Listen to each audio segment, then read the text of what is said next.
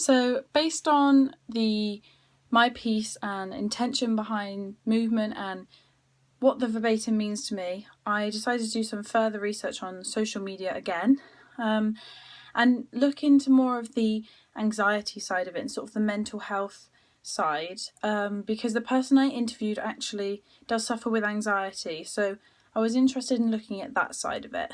So found on a website that there is a mental health disorder called social media anxiety disorder. It's similar to social anxiety disorder, but it means that they get anxious when they can't check their phone, when they're without their phone, or when they're without social media. So here are some of the common symptoms of it: interrupting conversations to check social media, withdrawal from friends and family, loss of interest, neglecting work such as homework and work, trying to reduce use of social media and not being successful, so sort of having this goal and not succeeding, and severe nervousness when not checking notifications on social media. Now, what I took from this is I've learned that it psychologically affects teenagers a lot.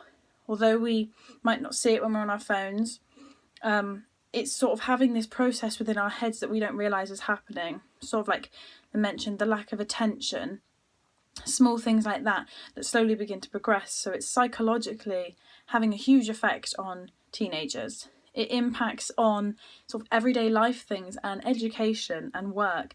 If you're then beginning to lack motivation for work, then that's a huge thing. It's impacting a sort of career path for you and how you socially interact with people.